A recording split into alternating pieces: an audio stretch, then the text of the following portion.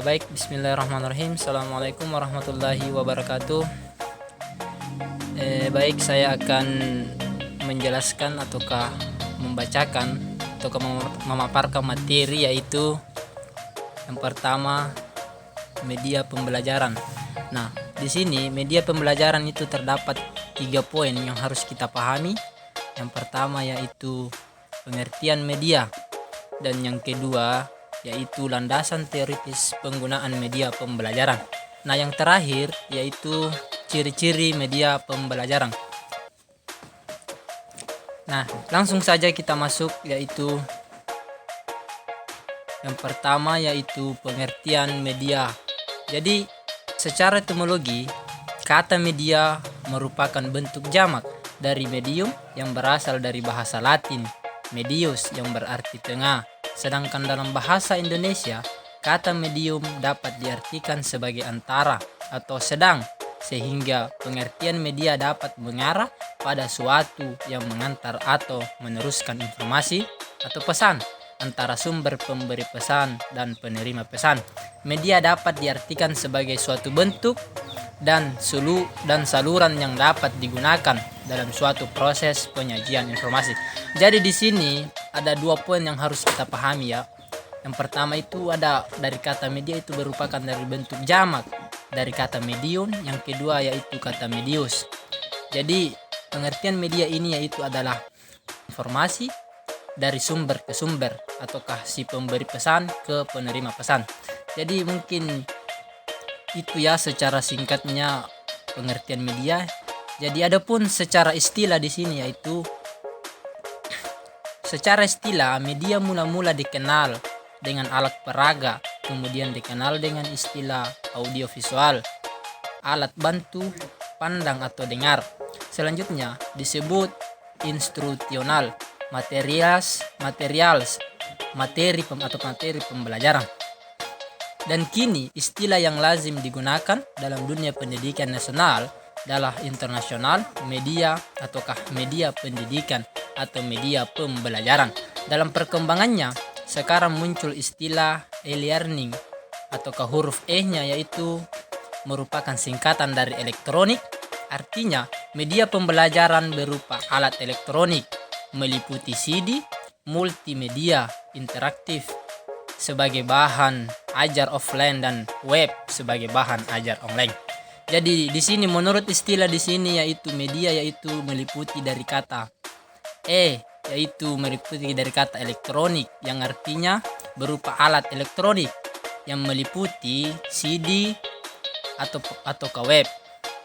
Jadi itu secara istilah ya. Nah, kembali lagi landasan teoritis penggunaan media pembelajaran. Nah, di sini landasan teoritisnya adalah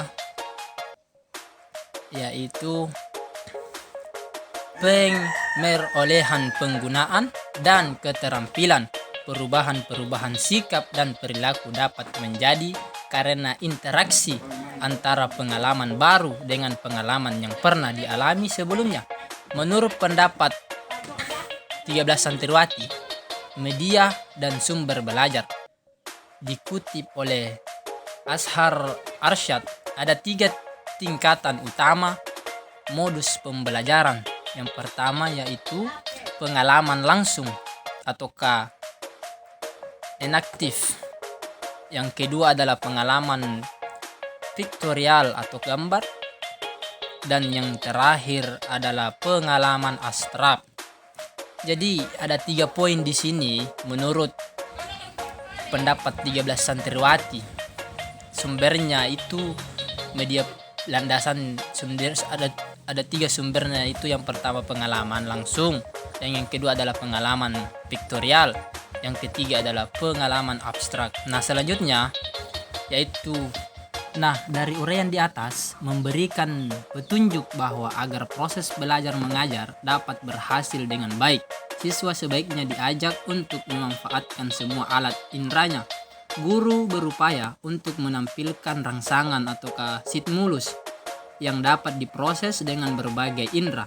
Semakin banyak alat indera yang digunakan untuk menerima dan mengelola informasi, semakin besar kemungkinan informasi tersebut dimengerti, dan dapat diperhatikan dalam ingatan.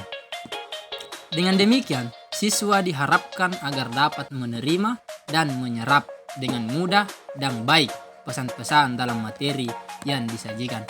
Nah, olehnya itu, teman-teman, gunanya di sini landasan teoritisnya itu dapat kita pahami bahwa untuk lebih mudah mengelola atau memahami suatu informasi baik dari materi-materi yang diajarkan oleh guru, sehingga siswa mampu mencerna dan memahami materi-materi yang telah dipaparkan oleh seorang guru. Nah, selanjutnya kita kembali ke adapun ciri-ciri. Nah, di sini ciri-ciri media pembelajaran itu ada 3. Yang pertama yaitu ciri fiksatif. Nah, yang kedua yaitu adalah ciri manipulatif. Dan yang terakhir yaitu ciri distributif. Nah, adapun ciri-ciri tersebut, yang pertama yaitu ciri fiksatif. Ciri fiksatif yaitu menggambarkan kemampuan media merekam, menyimpan, melestarikan, dan merekonstruksi suatu peristiwa atau objek. Suatu peristiwa atau objek dapat disusun kembali dengan media seperti fotografi, videotape, audiotape, disket komputer, dan film. Dan ciri fiksasi ini sangat penting bagi guru karena kejadian-kejadian atau objek yang telah direkam atau disimpan dengan format media yang ada dapat digunakan setiap saat. Nah, jadi ciri fiksasi ataukah fiksatif atau fiksasi ini adalah ciri atau objek atau peristiwa objek yang menyimpang ataukah yang disimpan, baik itu foto, video, melalui foto, audio, dan melalui film. Jadi yang kedua itu adalah ciri manipulatif. Nah, ciri manipulatif adalah transformasi suatu kejadian karena media memiliki manipulatif. Suatu kejadian yang memakan waktu berhari-hari dapat disajikan kepada siswa dalam waktu 2 menit atau 3 menit. Nah, dengan teknik pengambilan gambar time lapse ataukah recording, di samping dapat dipercepat, suatu kejadian juga dapat diperlambat pada saat hasil suatu rekaman.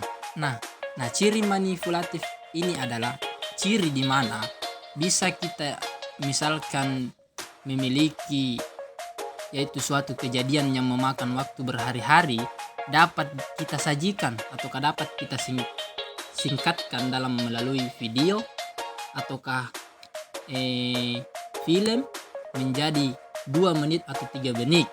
Jadi teknik ini itu untuk mempersingkat ataukah mempersingkat suatu peristiwa ataukah suatu berita dalam sesingkat-singkatnya yaitu 2 menit atau 3 menit, dan pengambilan video ini dapat kita susun dengan singkat dan jelas. Nah, yang ketiga atau yang terakhir yaitu adalah ciri distributif.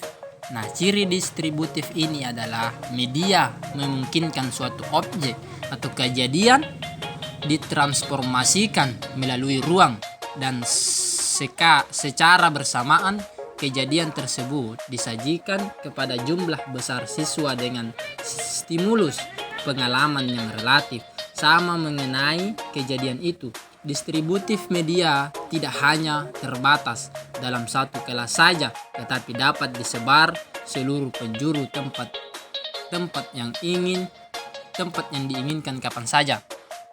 Nah, itulah beberapa ciri-ciri media pembelajaran. Ya, saya ulangi, yang pertama itu adalah ciri fiksatif, dan yang kedua adalah ciri manipulatif, dan yang ketiga yaitu adalah ciri distributif.